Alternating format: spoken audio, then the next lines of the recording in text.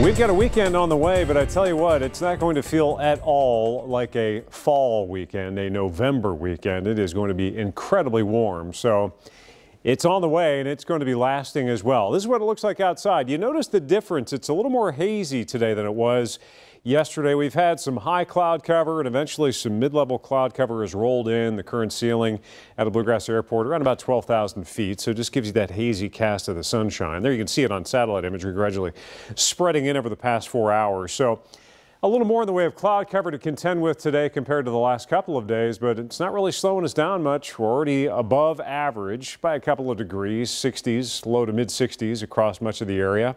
It's feeling good. And look at the expanse. Look at the breadth of the above normal temperatures. This takes you out through the weekend. It goes from literally coast to coast. The oranges and the yellows are an indication of temperatures that are above normal, the departure from normal there. And look at the bullseye out ahead of this approaching system over the weekend. Up towards Minneapolis, the Great Lakes, the upper Midwest, and some of that's going to extend down into the Ohio Valley. They could be running anywhere from 20 to over 25 degrees above normal. Going into the weekend and early next week. And we'll catch part of that, maybe not quite that pronounced here, but we're going to feel it.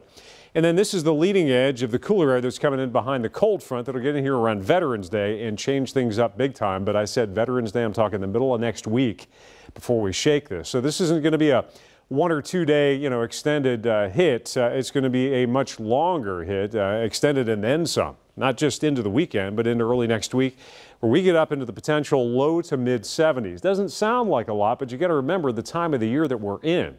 That puts us up around record territory. Friday's record high, upper 70s. Not likely to get close to that. Sunday, especially Monday, though, that's a contender. And into Tuesday, we've got to get into the mid 70s, which is right where our forecast highs are going to be, to tie a record high. And this puts it into perspective as well. Our average temperature, the average high in mid-November is in the mid-50s. Today, it's right around 60. By the end of the month, we're in the upper 40s. This is the time of the year where we're losing warmth. So an unusually warm and potentially near record setting weekend going in there is something you want to take advantage of because we're not going to see a whole lot more of this. But that cold front coming in, that little bit of cloud cover that we're contending with, beyond that, we've just got high pressure in control, and we are high and dry until literally the middle of next week. Satellite imagery as we drop south. There isn't a whole lot left of Eta. It moved in across Central America and has just been an absolute torrential rainmaker across Honduras and parts of Nicaragua.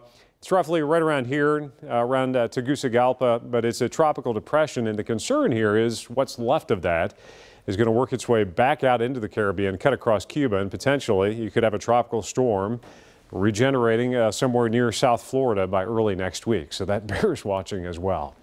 But here we're high, we're dry, we are warming up big time, multiple days, well above average in the low to mid 70s. Next chance for active weather hits right around Veterans Day, showers, storms, and a cool down to pretty close to average on the back end of it.